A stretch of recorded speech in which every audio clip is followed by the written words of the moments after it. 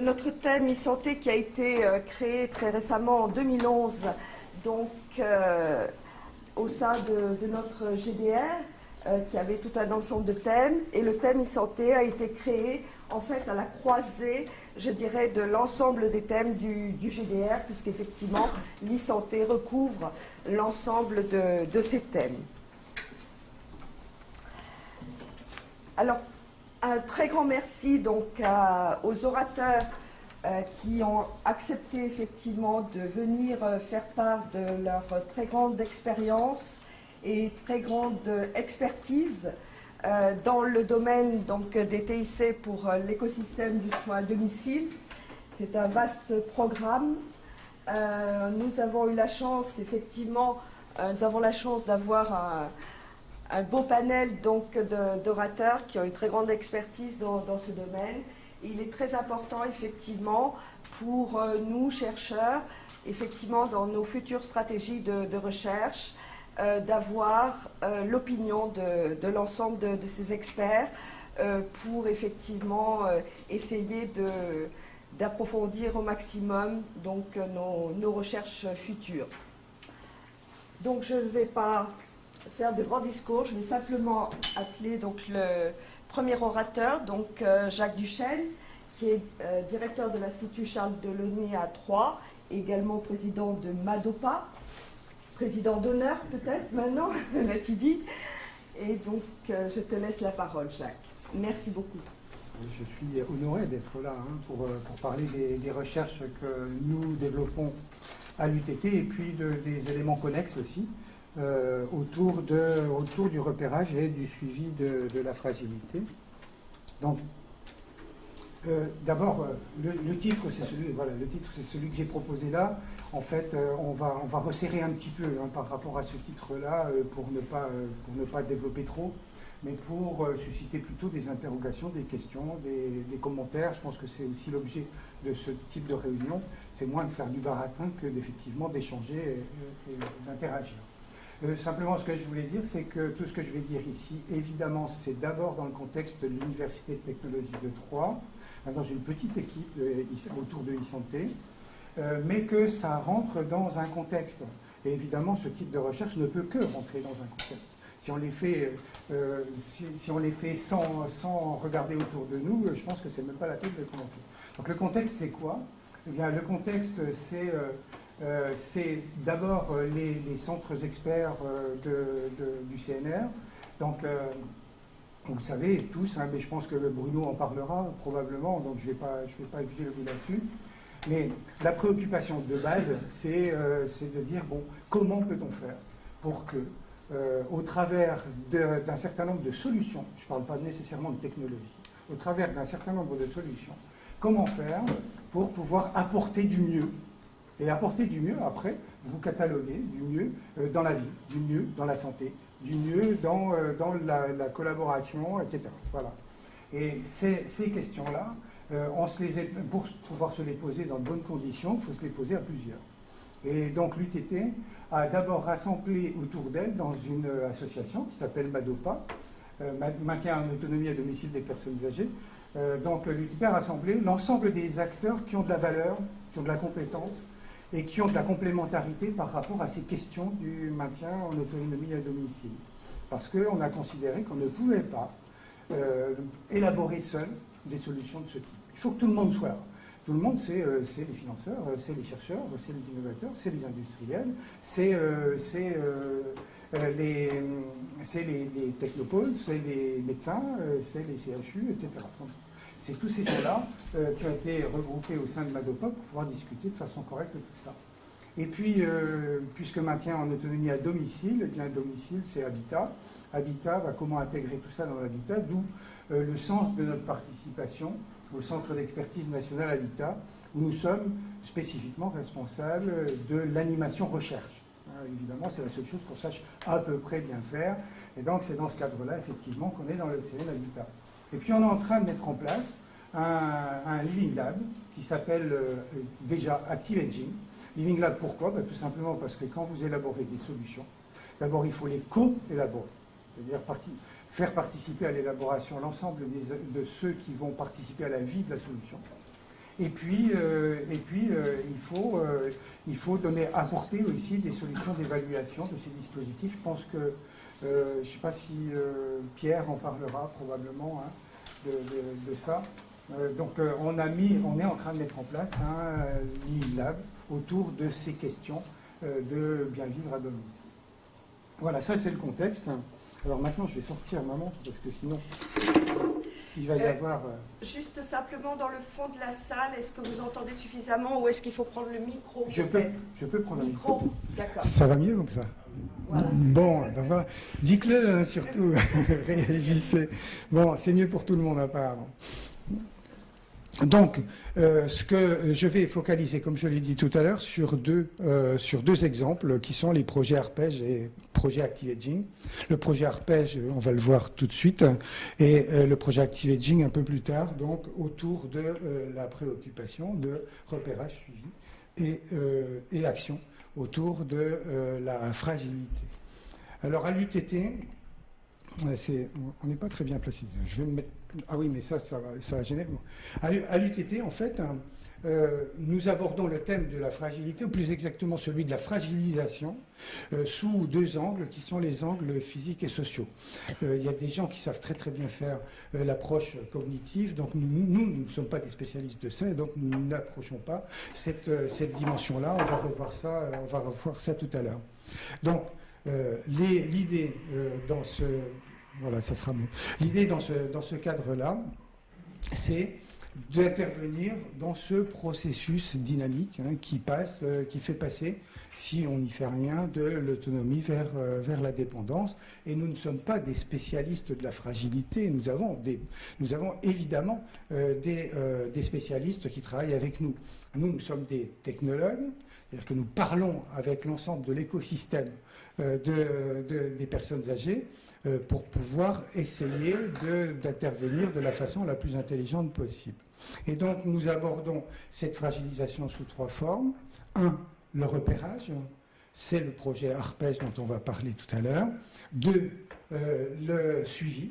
À partir du moment où effectivement la personne est en phase de fragilisation mais souhaite continuer à avoir une vie sociale, et c'est le souhait de tout le monde, je pense, il faut pouvoir avoir des indicateurs de suivi de cette fragilisation, et puis apporter des solutions. Alors là, c'est pas nous.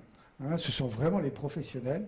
Nous donnons des éléments d'alerte. Les professionnels, eux, interviennent par des actions, qui peuvent être des actions très simples. Un peu de kiné, de temps en temps, c'est pas mal pour redonner un peu de tonus à la personne et lui permettre de réaugmenter sa capacité de mobilité, par exemple. Donc, voilà, nous allons parler de tout ça. Alors, pour regrouper un peu, alors ça c'est une taxonomie que vous pouvez contester, il n'y a aucun problème là-dessus, c'est juste une façon de présenter les choses. Sur les lignes, donc, il y a les différentes formes de fragilité, et on sait bien que la fragilité dans son ensemble, ça intègre l'ensemble de ces trois thèmes qui sont fragilité physique, fragilité sociale, et ce que j'ai appelé fragilité cognitive, qu'on peut appeler aussi différemment, évidemment. Et puis, sur les colonnes, c'est le temps, plutôt. C'est-à-dire que dans un premier temps, on définit des dispositifs pour tout le monde. Mieux vivre, c'est aussi avoir un accès meilleur sur Internet pour réserver ses billets d'avion. Ça commence comme ça. Bon. Ensuite, à partir du moment où on est dans une phase de risque de fragilité, eh bien, on est dans des dispositifs de vigilance ou d'accompagnement, ou on va dire, d'augmentation de capacité au travers de services et au travers, pourquoi pas, de technologies. Et puis ensuite, on passe vraiment vers la personne fragile, mais qui souhaite continuer à avoir une vie autonome, où là, on est sur une surveillance, une vigilance un peu plus intense par rapport à cette personne-là, avec d'autres solutions et d'autres dispositifs. Et puis, ce qui ne nous concerne pas, parce qu'on ne sait pas faire, et ce n'est pas à nous de le faire, c'est la prise en charge en institution, une fois qu'effectivement, la personne est dans un état de fragilité qui risque de ne pas être réversible. Et par rapport à ça, eh bien, vous avez cette espèce de courbe-là qui passe de l'autonomie à la dépendance, avec les couleurs qui vont bien, malheureusement. Et sur cette ligne-là, vous voyez les éléments sur lesquels on peut intervenir. Quand on est dans le cadre de l'autonomie, on intervient uniquement dans le cadre de la prévention. C'est-à-dire qu'il n'y a pas de problème particulier, mais il faut trouver des solutions de prévention. Et ça, aujourd'hui, dans ce cadre-là, je ne sais pas, Jacques pourra peut-être intervenir sur ce domaine-là, c'est pas évident, je veux dire, hein, la prévention. Ensuite, il y a l'aspect repérage. Et l'aspect repérage, c'est la rencontre de la personne avec sa santé. Il faut trouver des lieux avec lesquels la personne peut rencontrer sa santé au sens de est-ce que je vais bien, et en profiter pour avoir des éléments de repérage de la possibilité de fragilisation. Ensuite, il y a la partie suivie qui est plus simple en matière d'identification, puisque là, les personnes ont été identifiées. Par contre, il faut trouver des solutions pour qu'elles puissent continuer à vivre dans de bonnes conditions. Et la dernière, donc la dépendance, où c'est de la compensation. Alors, pour les technologies, la première phase s'appelle le design for all, c'est-à-dire vous fabriquez des trucs pour tout le monde. La deuxième phase, c'est le design for more, c'est-à-dire vous fabriquez d'abord des trucs pour tout le monde, mais vous ajoutez des fonctionnalités. Et la dernière, c'est de la doc, c'est-à-dire que vous définissez la solution en fonction du besoin. Et là, on ne rentre pas dans ce domaine-là parce qu'on ne sait pas faire. Et puis c'est un domaine tout à fait spécifique. Alors, notre approche à l'UTT, c'est le design for more, c'est-à-dire définir des objets qui ont d'abord une fonctionnalité première et à partir sur lesquels on ajoute un certain nombre de fonctionnalités. Et là, donc, on ne parle que de fragilité physique, hein, sachant qu'il y a d'autres axes de fragilité, j'en ai parlé tout à l'heure. Nous ne travaillons à l'UTT que sur ce domaine-là. Et un des repères, enfin une des références, on va dire, en matière de fragilité physique, c'est les critères de Fried. Ils sont simples, il y en a 5, il n'y en a pas 36. Hein. Ils sont relativement simples et la règle, en plus, la règle de décision est simple également. 0 sur 5, vous avez autonomie totale. 1 sur 5, attention. 2 sur 5, vous êtes fragile. En gros. Ce qui ne veut pas dire pour autant que c'est la meilleure solution et la meilleure chose à faire. Mais en tout cas, c'est une référence. C'est une référence que beaucoup de gens utilisent. Et donc, nous, n'étant pas spécialistes de la fragilité en tant que telle, eh bien, on s'est reposé sur la bibliographie la plus utilisée. Et donc, vous avez à gauche les différents critères de Fried, hein, force de préhension palmaire, fatigue, vitesse de marche, activité physique et perte de poids involontaire. Et à partir de là, donc, il y a la fatigue qui est indiquée ici. Et à partir de là, on a essayé de voir si des dispositifs extrêmement simples ne pourraient pas alimenter ces indicateurs-là. Et donc, pour ce qui concerne la force de préhension palmaire, bon, bah, il y a des appareils, on y reviendra, il y a des appareils très connus, hein, de référence, qui sont le Jamar, le vigorimètre, par exemple. Ce sont des dispositifs qu'on ne voit pas très facilement dans les domiciles. Donc, utiliser une balle dans laquelle on met des choses, dans laquelle on met des capteurs, ça paraît être une approche intéressante. On va y revenir juste après. Je ne vais pas tout décrire. Hein. Sur la vitesse de la marche ou l'activité physique, bah, un téléphone, il a un accéléromètre. Donc, utiliser l'accéléromètre pour avoir une idée de l'activité de la personne au cours de la journée, ou au cours des semaines, ou au cours des mois, eh bien, pourquoi pas. Il y a des problèmes, évidemment, liés à ça, de consommation, etc. Mais bon, l'idée en soi, c'est bien du design for more. C'est-à-dire qu'on utilise un dispositif qui est d'abord fait pour téléphoner, quoique. Aujourd'hui, le téléphone, il sert à beaucoup de choses, le téléphoner, pas tout. Bon. Pour ce qui concerne la perte de poids involontaire, alors dans le suivi, le pèse-personne est idéal. Sauf qu'il faut noter les poids. Alors que si votre pèse-personne est communicant, bah, vous pouvez très bien, d'un moment à l'autre, d'un mois à l'autre, d'une année à l'autre, avoir une idée de cette perte de poids. Alors le caractère involontaire, il faut malgré tout l'évaluer. Hein. Et puisque vous avez un pèse-personne, eh bien pourquoi ne pas évaluer en même temps la qualité de l'équilibre? C'est ce qu'on fait effectivement avec ce pèse-personne-là, et on y arrive tout de suite. Donc voilà un peu notre approche, hein, utiliser des dispositifs courants, et à partir de ces dispositifs-là, essayer d'aller le plus loin possible dans l'alimentation des indicateurs de Fried. Alors quelques mots donc sur le pèse-personne. Là j'ai représenté la force en Z. Donc quand vous montez sur le pèse-personne, eh bien j'ai pas de... Il n'y a pas ce genre de truc. Hein. Un petit laser, ça serait vachement pratique. Mais c'est super. Donc, merci. Voilà. Donc, c'est un pèse-personne ordinaire. Hein, la marque, elle est là. Donc, on n'a pas... Justement, c'est bien du design for more. Et ce qu'on fait simplement ici, c'est qu'on dérive les informations directes des capteurs pour reconstruire quelque chose. Alors la première chose qu'on reconstruit, c'est la force en Z qui correspond au poids. Mais cette force en Z, elle a beaucoup d'autres indications. Le poids, il est là, c'est la partie horizontale qui est ici. Par contre, le temps que met la personne à monter sur le pèse-personne, déjà c'est quelque chose, c'est une indication parce que c'est un obstacle, un pèse-personne. Ensuite, la façon dont elle monte dessus, c'est aussi une information. La façon dont elle se stabilise, c'est aussi une information. La façon dont elle reste dessus, c'est une information. La façon dont elle descend, c'est une information. Donc ce qu'on essaye de faire avec ça, c'est extraire des informations beaucoup plus riches que la simple information de poids. Alors donc il y a cet aspect dynamique là, à partir duquel on va extraire un certain nombre de paramètres. Et puis il y a la partie statique qui correspond à un stabilogramme. Donc ici vous avez l'axe médiolatéral, donc sur le pèse-personne c'est celui-là. Ici vous avez l'axe antéro-postérieur, c'est cet axe-là. Et vous avez le déplacement de la projection du centre de gravité. Donc le centre de pression, vous avez la projection de ce déplacement du centre de pression au cours du temps. Et l'analyse de ce stabilogramme-là va nous permettre d'extraire des informations sur la qualité de l'équilibre. Alors là, deux exemples très caricaturaux, évidemment, mais ça montre bien qu'avec un pèse-personne, on peut faire beaucoup de choses. Donc ici, c'est une personne contrôle, un stabilogramme qui est relativement resserré, une courbe de FZ qui est parfaitement on va dire, directe, en fait.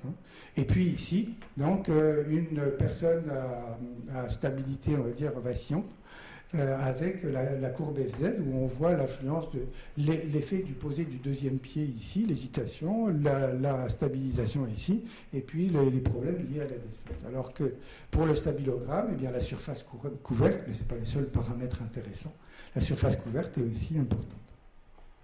Donc on peut utiliser ça effectivement pour quantifier même la qualité de l'équilibre. Et on a proposé un score qui est un score empirique, vraiment empirique, à partir de 4 paramètres, le retard avant la montée, le temps de la montée, la surface du stabilogramme et puis la vitesse de la trajectoire. Les deux derniers ici sont des paramètres qui sont classiquement utilisés en stabilométrie.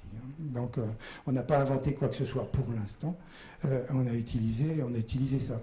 Alors on a des résultats extrêmement intéressants mais qui ne sont pas encore publiés, donc je ne peux pas trop vous les montrer aujourd'hui. Mais ils montrent bien qu'effectivement, pour des classes de population qui ne sont pas si éloignées que ça, eh bien l'ensemble qualité d'équilibre là, avec son score, permet effectivement d'avoir des informations intéressantes. Voilà. Une illustration, alors prenez-la comme telle. C'est une personne, ça c'est le score, donc le score empirique dont je vous parlais tout à l'heure. Une personne qui a été alitée pendant pas mal de temps à l'hôpital, donc elle rentre à la maison, son équilibre est précaire naturellement, c'est-à-dire par nature. Puis elle a eu un renforcement, vous voyez, c'est des jours ici, 500 jours. Donc l'expérimentation a duré un bon moment. Et puis petit à petit, elle a récupéré de l'activité, là elle était en vacances avec ses enfants. Et puis elle est rentrée chez elle et petit à petit son activité a diminué. Et une chute est intervenue à ce niveau-là. Alors prenez ça vraiment comme une illustration, rien de plus que ça. Ça n'est en aucun cas une démonstration. Mais ça montre qu'effectivement, on peut suivre sur une durée très importante la qualité de l'équilibre. Le démonstrateur, c'est ça en fait. Mais la tablette tactile qui est ici, on peut s'en passer largement. On utilise un téléphone portable et ça donne les mêmes informations et les mêmes capacités de communication. Donc ce pèse-personne-là, il est en cours d'industrialisation. Il devrait y avoir 100 000 exemplaires sortis à la fin de l'année, me semble-t-il. Et puis après, en fonction du marché, évidemment. Donc voilà quelques exemples d'interface où on propose aux professionnels, d'une part évidemment les deux courbes que je vous ai montrées, mais aussi un détail du score au travers de radar. C'est assez classique maintenant de présenter des choses comme ça. Puis de façon plus globale, on présente aussi le score, le poids, l'IMC, l'IMG, voilà. Toujours sous forme de radar. Alors on essaie d'aller plus loin par rapport à ça. On essaie d'aller plus loin parce que on n'est pas très satisfait de l'exploitation qu'on fait de la partie statique. Aujourd'hui, on utilise vraiment des paramètres qui sont très globaux, grossiers, on va dire, et qui incluent beaucoup de choses, qui ne sont pas nécessairement les meilleurs indicateurs de la qualité d'équilibre. Donc, comme les signaux antéro-postérieurs et médio-latéraux sont par nature oscillatoires, bon, on est en train de regarder ce qui se passe lorsqu'on fait des décompositions de type ad hoc oscillatoire. Et une des méthodes actuellement en vogue, c'est la décomposition modale empirique, ou EMD, pour laquelle on sélectionne un certain nombre d'éléments de décomposition qui devraient être plus caractéristiques, alors plus par rapport à quel critère ensuite, hein, et le critère n'est pas simple à trouver. Donc, qui pourrait être plus caractéristique de cette qualité d'équilibre. Et on a accès à la fréquence instantanée, on a accès à une surface corrigée qui permet d'éliminer tout ce qui est artefact par rapport à ce qu'on recherche en matière de qualité d'équilibre. On en est là, hein, pour l'instant, sur ce travail. Mais la question qu'on se posera de toute façon ensuite, c'est quel est le bénéfice qu'on va recueillir d'une méthodologie comme ça par rapport au coût de calcul, au coût du dispositif qu'on va mettre à disposition. Voilà encore un exemple. Bon, je passe là-dessus, je les ai récupérés hier soir, donc je n'ai pas beaucoup de commentaires à faire pour l'instant. C'est aussi des stabilogrammes, mais après filtrage. Et on a donc ici, et ça peut être intéressant, on a des zones qui sont beaucoup plus, on va dire, elliptiques, ellipsoïdales, plutôt que les stabilogrammes bruts. Mais bon, je passe pas de commentaires là-dessus pour l'instant, s'il est beaucoup trop tôt. Alors maintenant, donc, les informations qu'on peut retirer de ça, il n'y a pas que la qualité de l'équilibre, la perte de points involontaires, on en a déjà parlé. La qualité de l'équilibre, bien sûr, mais aussi, il y a un test intéressant qui est le test d'appui unipodal. Et le test d'appui unipodal, c'est un des tests cliniques qui est utilisé dans le cadre des évaluations gérontologiques. Eh bien, on peut très bien faire ce test-là sur le PES-personne, avec en plus la qualité d'équilibre unipodal. Donc voilà les pistes sur lesquelles on travaille aujourd'hui pour augmenter un petit peu les informations donc extraites de ce PES-personne. Pour la grip ball maintenant, alors, la grip ball c'est quoi? La grip ball c'est une balle. Voilà, c'est ça, exactement ça. Hein, vous voyez que ça d'ailleurs quand vous l'utilisez. Et cette balle, elle a d'abord été conçue pour mesurer la force de préhension palmaire, puisqu'on sait que la force de préhension palmaire c'est un des éléments importants en matière d'évaluation de la fragilité. Mais on a voulu faire quelque chose de type design for more à nouveau, c'est-à-dire ne pas utiliser les dispositifs classiques. Et donc dans la balle, on a mis des capteurs, on va voir ça mais très rapidement, on a mis des capteurs, on a mis des moyens de communication, on a mis des moyens de recharge, etc. Donc tout ce qu'il faut en électronique pour pouvoir la faire fonctionner sans absolument aucune connexion filaire, que ce soit pour son fonctionnement, que ce soit pour sa recharge. Là, vous avez quelques éléments, extraits d'une publication. Là, vous avez quelques éléments sur la corrélation entre l'index de fragilité selon Lipnitsky et puis les différents éléments liés à la force de préhension palmaire, main dominante, main non dominante, et par rapport à la fatigue induite par l'exercice de force de préhension palmaire maintenue. Donc ça montre que ce n'est pas idiot de s'intéresser en tout cas à cette force de préhension palmaire. Voilà, les dispositifs habituels, c'est ceux-là, ceux du bas, comparés sur le plan de l'usage avec une balle de ce type. Bon, c'est un peu pour ça qu'on a avancé, c'est pour permettre d'avoir quelque chose de très friendly, de très convivial. Et par ailleurs, donc, ce qui est intéressant dans cette balle, c'est qu'on peut insérer une pression initiale. Et insérer une pression initiale, c'est aussi modifier la raideur du dispositif en fonction de l'usage qu'on veut en faire. Selon la dynamique qu'on veut donner au mouvement, eh bien, on peut gonfler plus ou moins cette balle. Et une autre publication, donc, qui va sortir bientôt aussi, donc, pour laquelle je ne veux pas encore montrer les résultats, il faudra quand même que je revienne un jour, eh bien, montre qu'on a un modèle qui permet, quelle que soit la pression initiale, d'en déduire donc la force équivalente, on va dire, de préhension palmaire, puisqu'ici, dans la balle, il s'agit de pression, et dans l'élément de référence, il s'agit de force exercée. Alors voilà l'électronique, donc je passe là-dessus. Aujourd'hui, ça c'est de l'électronique de prototype, c'est juste pour tester la faisabilité. Là, demain, normalement c'est mi-septembre, mi-octobre, on aura une électronique d'1 centimètre cube. Voilà. Donc ça nous permettra d'insérer ça dans des dispositifs beaucoup plus petits que les dispositifs qu'on a développés jusqu'à maintenant. Voilà, bon, je passe aussi là-dessus.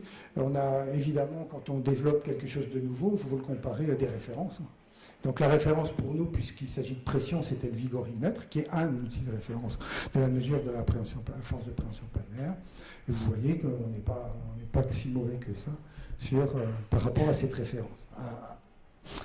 À savoir si effectivement, d'ailleurs, la référence en est une. Enfin bon, ça c'est autre chose. Et donc on développe de la même façon des interfaces qui vont permettre à la personne de jouer à la balle. C'est-à-dire de ne pas avoir un manomètre en face, mais d'avoir un objectif.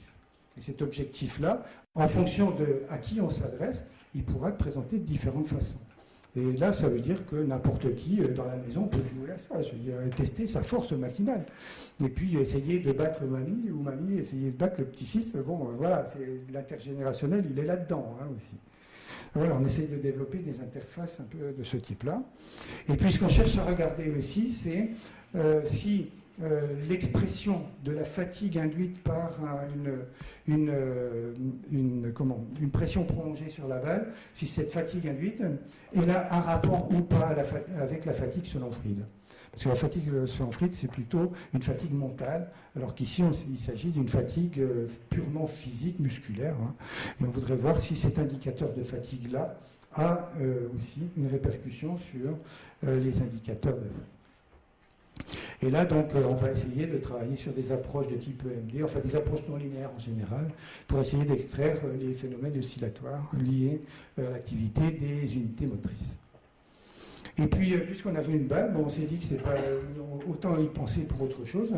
Et donc, on a aussi développé des logiciels pour la rééducation à domicile ou n'importe où d'ailleurs.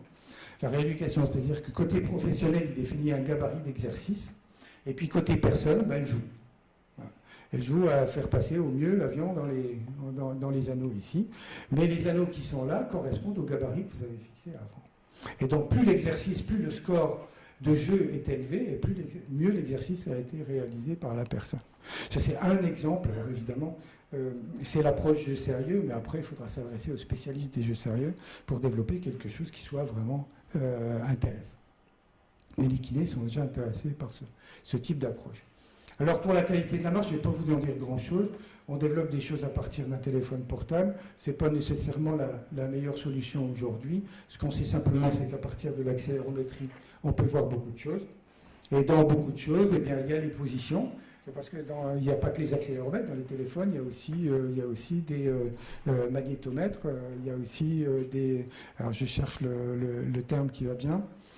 Gyroscope, merci, voilà. Donc avec ces trois éléments-là, on fait tout ce qu'on veut. Par contre, ça consomme énormément d'énergie, et donc suivre une personne sans qu'elle recharge son téléphone tous les quarts d'heure, c'est un peu compliqué. Enfin, j'exagère un peu, mais disons qu'il y a des limites quand même à ce type de dispositif-là. Donc, je ne vais pas trop vous en parler. Ce qu'on essaye simplement, nous, de faire, c'est de trouver, pour l'évaluation de la vitesse de la marche, qui est un indicateur de Fried, trouver le moyen le plus simple, le plus évident pour le faire. Et le moyen le plus simple, vous me direz, c'est le chronomètre. Si vous mettez deux marques et un chronomètre, vous mesurez la vitesse. Nous, ce qu'on voudrait, c'est avoir des informations plus précises, un peu comme pour le pèse-personne. Et plus précis, ça veut dire avoir un profil de vitesse. Profil de vitesse, ça veut dire qu'il faut qu'on ait une vitesse instantanée. On est en train de regarder quelles sont les technologies qui permettraient d'accéder à cette vitesse instantanée-là. Donc normalement, on devrait avoir quelque chose d'ici la fin de l'année. On a repéré quelques technologies possibles. Voilà, alors à partir de là, donc, le pack Arpège, c'est quoi ? Eh bien, c'est un ensemble technologique au sens large, puisqu'il y a des questionnaires aussi, qui permet d'alimenter l'ensemble des indicateurs de Fried avec deux objectifs principaux. Le premier objectif, c'est de démontrer la valeur diagnostique des informations qui sont fournies par les différents dispositifs que je viens de décrire. Et ça, on travaille avec le CHU d'Amiens dans ce cadre-là, l'équipe de François Blanchard. Et puis l'autre, c'est la valeur d'usage. La valeur d'usage, c'est-à-dire comment, en dehors du milieu protégé, on va dire, et très bien contrôlé du professionnel de santé, comment peut-on avoir des éléments d'information pertinentes à partir de cet ensemble technologique-là. Parce que là, il ne s'agit plus de gériatres, il s'agit au mieux de médecins généralistes. On a d'ailleurs testé ça auprès de quelques-uns d'entre eux. Mais sinon, des visiteurs à domicile qui vont évaluer des besoins des personnes, etc., qui vont en profiter pour faire cette évaluation. Donc la valeur d'usage, c'est un programme, et vous voyez vous voyez qui est intéressé par ça. C'est un programme qui est financé entièrement par la CARSAT Nord-Est. Ça montre bien que quelque part, ils ont besoin d'avoir des éléments d'indication qui vont au-delà des informations qu'ils ont à présent. Donc, bon, je passe là-dessus, hein, c'est l'ensemble des étapes que nous comptons suivre.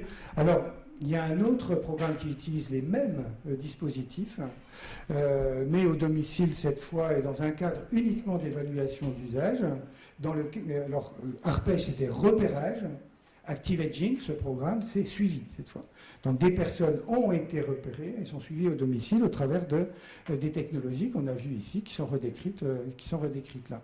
Ça se passe aux Pays-Bas, parce que les Pays-Bas ont financé largement cette étude-là. Donc nous recevons des euros des Pays-Bas pour travailler avec. Il n'y a aucun financement national dans ce cadre-là. Et l'idée, c'est un principe de coaching. C'est-à-dire que les personnes ont des objectifs. Et le suivi donc, va correspondre à la tenue ou pas de ces objectifs, avec la correction nécessaire en fonction du résultat intermédiaire. Et il y a bien sûr un retour direct d'information à l'usager, sinon il ne le fera jamais. Alors, voilà, donc ça c'est des copies d'écran de téléphone, parce qu'en fait c'est sur téléphone portable que ça se passe ce truc-là. Vous voyez, c'est très simple. Encore, ça c'est vraiment la partie très prototype. Les caractères sont maintenant beaucoup plus gros, etc. Bon, il y a eu des premiers tests d'usage qui ont mis au point un peu mieux ces interfaces-là. Vous voyez, c'est très simple. On appuie sur ce bouton-là, on mesure son poids. On appuie sur celui-là, on mesure sa force de préhension palmaire. Enfin, c'est extrêmement simple d'usage. Et la personne, elle a un retour sur ce qu'elle a fait, un retour instantané et un retour sur la durée. Elle peut consulter à n'importe quel moment donc le profil de ces différents paramètres. Et par ailleurs, donc, il y a une équipe médicale qui suit également ces paramètres pour pouvoir réagir par rapport aux objectifs initiaux. Donc voilà un peu les éléments de suivi, de repérage et de suivi de fragilité tels qu'on les conçoit nous à partir de technologies qui sont des technologies for-more, hein, comme je l'ai décrit tout à l'heure, et pas des technologies définies ad hoc pour cet usage-là.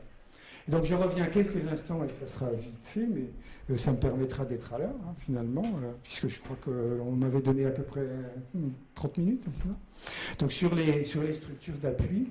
Et donc la première structure, c'est donc celle dont je vous ai parlé en introduction, qui est l'association Madopa. C'est une association ouverte, c'est-à-dire qu'elle accueille toutes les structures qui ont envie effectivement d'avoir un espace de débat, un espace d'information, un espace de confrontation autour de cette question de la fragilité et des méthodologies d'évaluation, des solutions, des dispositifs susceptibles de servir cette thématique-là.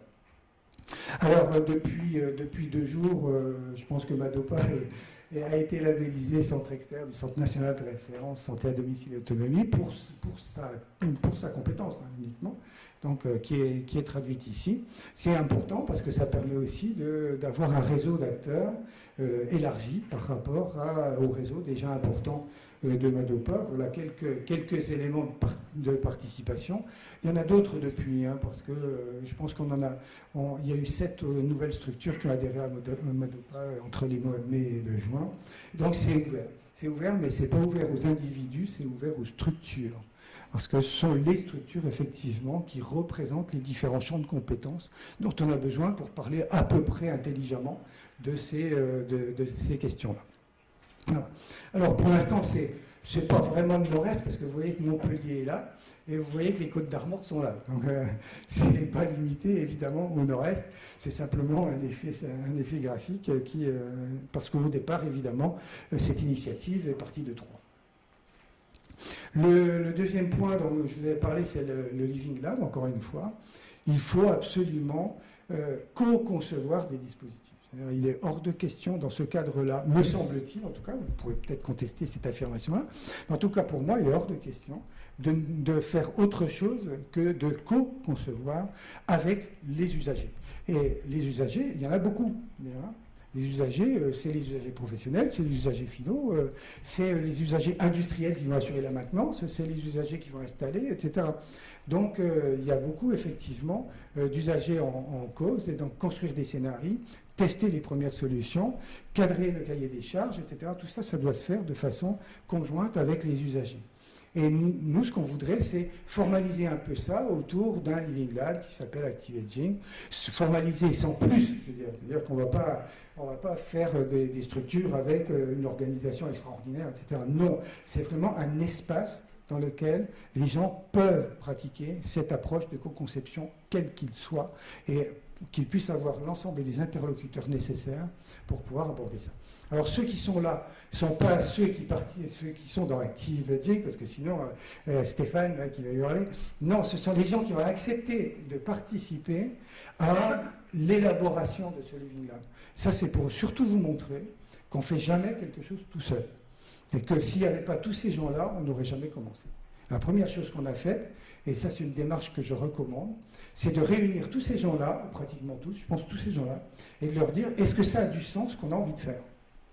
Et la réponse donc n'a pas été non en tout cas. Non, la réponse était oui, clairement. Et donc on avance maintenant sur l'élaboration de ce Living Lab. On ne se précipite pas, il faut faire des choses intelligentes, je veux dire, hein. Enfin modestement j'entends, mais intelligentes. Et puis le dernier point, donc, eh bien, c'est l'environnement dans lequel ces dispositifs seront déployés. Alors bien sûr, il y a tout l'environnement professionnel, mais il y a aussi le domicile.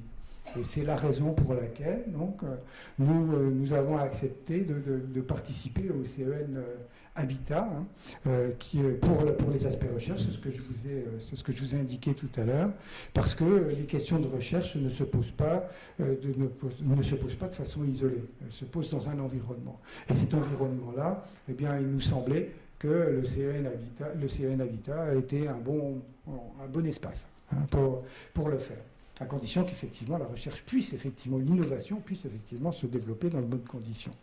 Et donc, et j'en terminerai avec ma présentation avec ça, parce qu'on est en plein dans le sujet.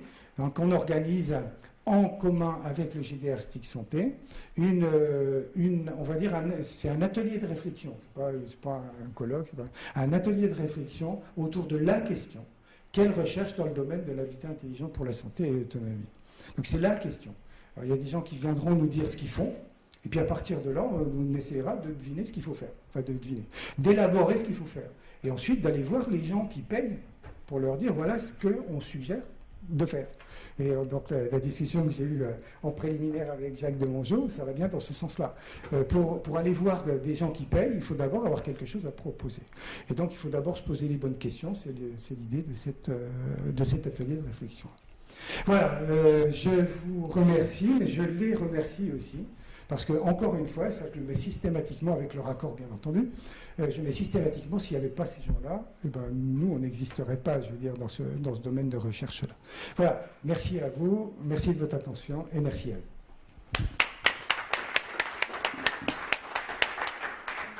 Vous avez montré comment vous calculez des indicateurs à partir des indicateurs que vous avez qualifiés vous-même d'empiriques, en fait, à partir des données qui sont issues, en particulier voilà, c'est le score. Voilà. Et donc, ma question, c'est comment on passe justement de ces scores empiriques vers quelque chose qui est validé au point de vue médical, etc. Quelle démarche on suit pour avoir cette validation, experte médicale ? Alors, il y a deux étapes. La première étape, c'est effectivement le projet Arpège en soi pour ce qui concerne la valeur diagnostique, où il faut confronter les informations qui sont fournies par ces dispositifs avec les informations qui sont recueillies dans le cadre général de la consultation gérontologique ou gériatrique. Donc ça, c'est la première chose. Et tant que ça n'a pas été fait, c'est-à-dire tant qu'on n'a pas montré qu'effectivement ces dispositifs ont une valeur, bien, personne ne s'en servira. Il faut des référentiels pour ça. Et puis, pour ce qui concerne le score, alors là, on est uniquement sur la qualité d'équilibre, pour le coup. Lorsqu'on parle de score, eh bien, il faut confronter ça à soit des classes de population, soit à l'évolution de personnes au cours du temps, attestées par d'autres indicateurs. Donc on a systématiquement besoin de références. Dans tous les cas, on a besoin de références. Alors les premières références qu'on a utilisées, nous, pour la qualité de l'équilibre, c'est la relation que pouvait avoir ce score de qualité d'équilibre avec des indicateurs qui sont directement ou indirectement liés au risque de chute que sont d'une part la vitesse de la marche et d'autre part le temps d'appui unipodal. Donc on a pris ça en référence et on a regardé comment, à partir du score qu'on avait établi, on avait une corrélation ou pas avec ces informations-là. Et donc c'est pareil, on travaille avec quelqu'un qui n'est pas loin d'ici, puisque c'est Pierre Rumeau à Toulouse. Et donc avec lui et au travers de beaucoup d'expérimentations, je pense qu'on a 300 personnes, ou 300 personnes, en tout cas 300 examens. On a donc des classes de population avec des mesures de vitesse de marche, avec des mesures de temps d'appui unipodal, et on regarde quelle est la meilleure combinaison des paramètres. Donc dans un premier temps, on a regardé si le score empirique avait du sens. Donc publication, si Pierre accepte de rédiger sa partie, on va pouvoir publier ça bientôt. Donc il n'y a pas de souci. Donc là, ça a du sens. Je peux vous le dire sans le montrer, évidemment, mais ça a du sens. Par contre, lorsque on recherche la meilleure combinaison des paramètres, on n'est d'abord pas loin du score empirique, qui est simplement un quart, mais qui permet encore d'améliorer la relation. Mais ça, c'est fait par rapport à un élément qui est, par exemple, la vitesse de la marche.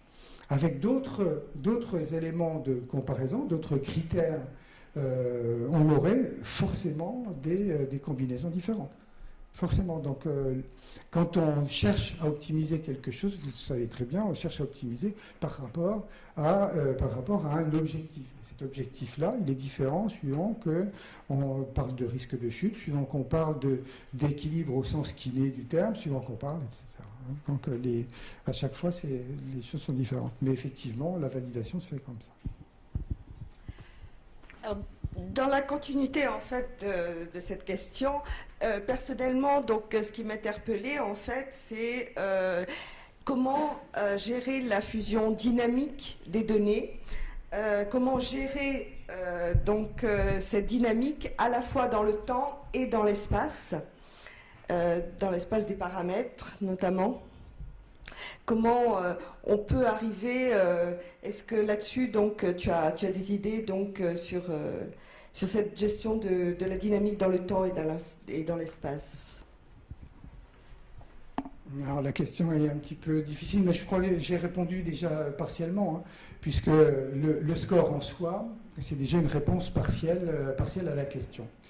Pour ce qui concerne donc l'ensemble des éléments liés à la fragilité, cette fusion, ce n'est pas nous qui la faisons aujourd'hui, c'est Linda Fried qui dit, voilà, vous alimentez ces 5 indicateurs-là, et en fonction du niveau de réponse sur chacun de ces 5 indicateurs, vous allez classer les personnes dans 3 catégories. Donc aujourd'hui, nous qui ne sommes pas des spécialistes de ce domaine-là, on prend en référence cette grille-là. Et donc on est forcément dans une fusion très élémentaire. Alors maintenant, fusion spatiale, je suppose que c'est l'ensemble des informations. Mais là, donc, je réponds à la question. Et sur les aspects temporels, ce qui est intéressant, effectivement, dans le suivi, c'est moins la fusion que l'extraction d'autres informations qui ne sont pas nécessairement les mêmes que dans les aspects statiques, c'est-à-dire à T0.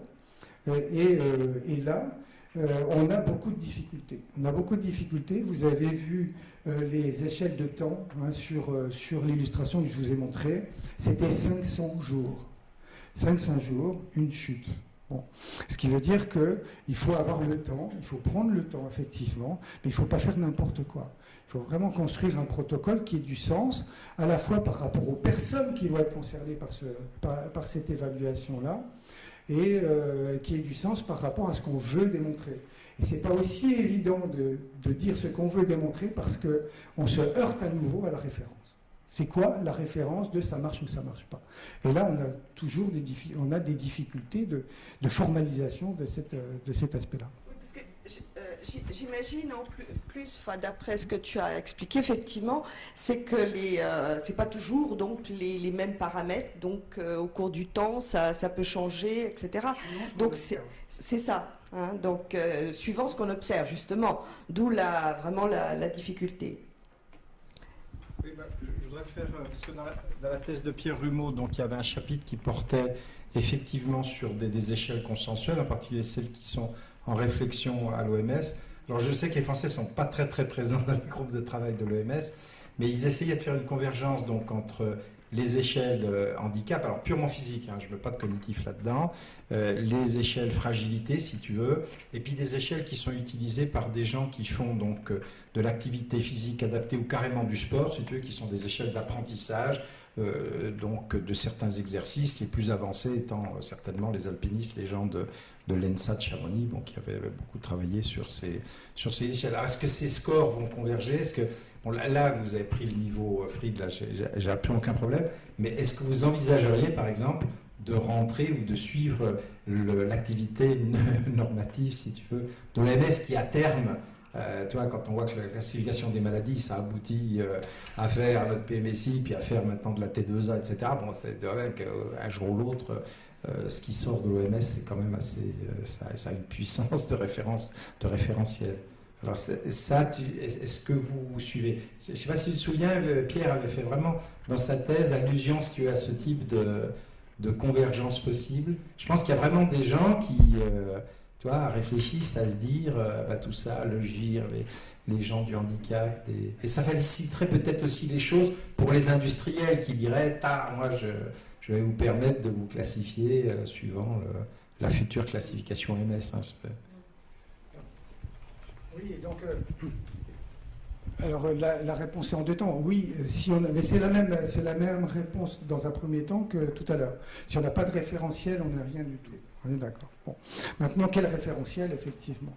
Et si on a créé Madopa, c'est aussi pour ça. C'est-à-dire que nous, on peut pas. Moi, je ne peux pas répondre à la question. Je serais bien présomptueux d'essayer d'y répondre, et ce n'est pas du tout ma spécialité, donc je ne peux pas répondre. Par contre, il y a des gens, effectivement, dans le groupe qui peuvent répondre. Alors répondre, je n'en suis même pas sûr, mais qui peuvent s'interroger de façon intelligente. Et c'est un peu la question, ça fait partie des cycles, je pense que certains d'entre vous ont été destinataires des différents titres, des séminaires qui ont été organisés par Madopa, et c'est toujours ça, je veux dire, on s'interroge collectivement sur une question à laquelle on ne sait pas répondre tout seul.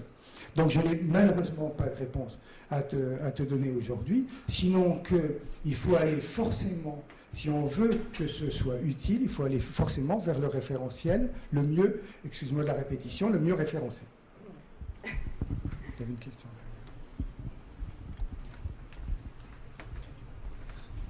C'est une question purement iconoclaste, très certainement, mais c'est volontairement, vous avez éliminé ou mis de côté tout ce qui est fragilité auditive et oculaire. Vous savez très bien comme moi, on parlait de chute tout à l'heure, que le problème de chute coûte très très cher à la collectivité, et on sait très bien que souvent c'est dû à des problèmes auditifs et oculaires.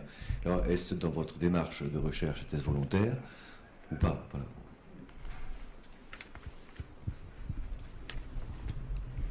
Alors la réponse, elle est très simple. Vous avez parfaitement raison sur l'importance qu'il faut accorder à ces déficits-là, qui sont effectivement des éléments importants, en particulier non seulement sur le risque de chute, mais sur la rupture sociale, etc. Enfin, il y a beaucoup d'autres conséquences, effectivement, là-dessus. Simplement, nous, on reste lucide. C'est-à-dire que pour faire une bonne recherche, il faut d'abord se concentrer sur les domaines dans lesquels on est capable d'apporter un petit quelque chose. Ça, sans prétention. Mais par contre, et c'est la même réponse que tout à l'heure, par contre, il faut s'entourer de gens qui savent. Et effectivement, on a des collaborations avec un certain nombre d'équipes qui, elles, savent très bien travailler dans ce domaine-là. Mais on n'y va pas parce qu'il y en a d'autres qui sont meilleurs que nous et parce qu'on peut être meilleur sur ce domaine-là. Ça ne veut pas dire qu'on ne s'y intéresse pas, ça veut dire qu'on regarde. Ça ne veut pas dire qu'on ne regarde pas.